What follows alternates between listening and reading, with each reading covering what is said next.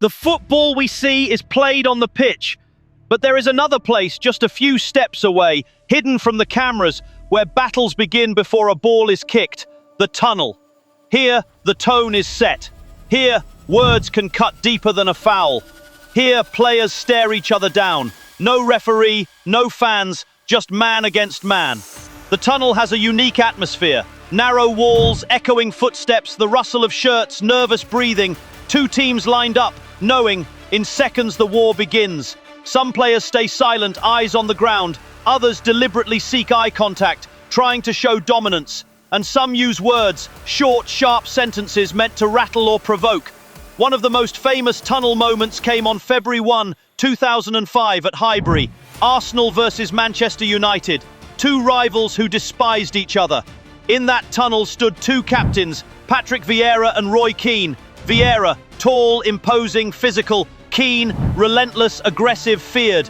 Vieira started taunting Gary Neville, a younger United player, telling him to watch out, that he was in for trouble. It was intimidation, pure and simple. But then Keane stepped in. He confronted Vieira head-on, shouting, defending his teammate. Come on.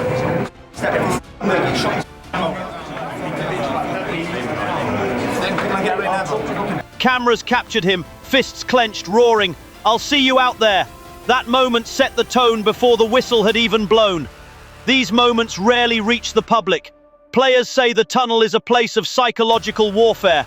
One defender recalled, "If someone whispers in your ear before kickoff, 'You're dead today,' you don't forget it, even if he smiles." It's not just words. Body language matters. Who stands tall? Who looks down? Who shows nerves? Top players know how to weaponize those seconds. Cristiano Ronaldo often fixed opponents with a cold, silent stare. Lionel Messi stayed quiet, almost withdrawn, but that very silence made rivals uneasy. What's going on in his head? The tunnel is no neutral space. It is a stage, an arena, a battlefield.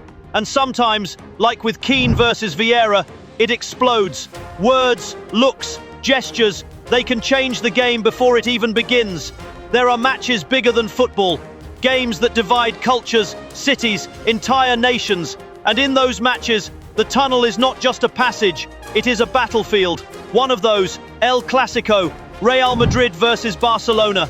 Even before kickoff, you can feel it. This is not just about points, it's about pride, history, identity.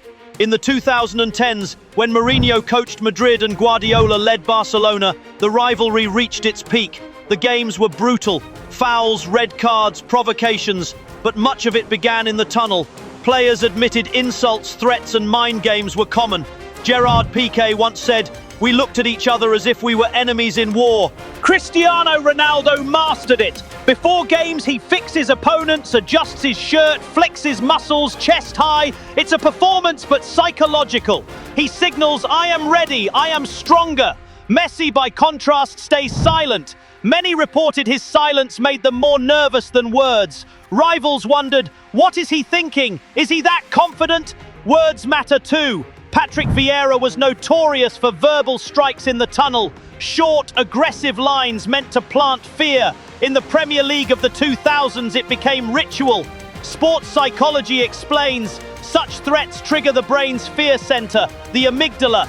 Players lacking mental steel react emotionally, carry nerves into the game. But mind games only work if the opponent believes. Some used humor to deflect. Gary Neville once said, "When Vieira taunted me, I laughed. That was my weapon." Laughter releases stress, breaks tension, disarms. Tunnel moments are also about rituals. Players build routines, prayers, headphones, repeated gestures, tools to shield against noise. But if rituals are broken, insecurity follows. An extreme example, Istanbul 2005 Champions League final. Milan led 3-0 against Liverpool. In the tunnel for the second half, Liverpool fans sang "You'll never walk alone." Milan players later admitted, "It felt like we weren't playing against 11, but against the whole stadium." That was not tactics or goals, it was psychology, born in the tunnel. The tunnel is more than nerves. It is power play, a mirror of the mind, dominance through gaze, provocation through words, control through ritual, energy through fans. And that's why many say matches don't start with the whistle, they start in the tunnel. Win the tunnel, and you often win the opening minutes, sometimes the whole match. Football has its sacred places, the pitch, the stands, the dressing room, but the tunnel remains one of its most mysterious. What happens there is rarely seen, and yet it shapes matches, careers, legends. When we look back at Keane versus Vieira, at the stairs in El Clasico, at Messi's silence or Ronaldo's gestures, we realize the tunnel is not a passage, it is a stage where character is revealed. The tunnel shows who leads, who hesitates, who provokes, who stays silent. Those minutes condense everything: rivalry, fear, hope. Words and gestures there echo for decades. Players often admit they never forget tunnel moments. One recalled, "I've played many matches, but the seconds when an opponent whispered, 'I'll destroy you today,' that stays forever." For fans, these stories fascinate because they open a hidden world. We see goals, fouls, red cards, but the true drama begins where cameras rarely reach. Yet these stories leak through. Keane versus Vieira became legend because Sky Sports caught it. El Clasico tales live on because players share them years later. Liverpool stars still recall Mourinho starting mind games in the tunnel. These tales make football bigger than 90 minutes. Psychologically, tunnel moments matter because they are universal. Everyone knows the feeling. A hallway before an exam, a glance before a confrontation, silence before a decision. The football tunnel is the symbol of that human moment. And that's why they shape our view of heroes and villains. Roy Keane roaring stands for raw fight. Messi's silence for quiet strength. Mourinho's provocations for manipulation. But the tunnel is not just past, it is future. Modern football psychology studies it. Teams analyze body language, train rituals, practice resilience, because they know, lose the tunnel and you may lose the pitch. For the players of tomorrow, the tunnel is a test. For the fans, it remains a place of myth. And so one truth remains. Football becomes most human in the tunnel, where heroes tremble, rivals provoke, and legends are born. Now it's your turn. Which tunnel scene would you want to see? Uncut, unfiltered.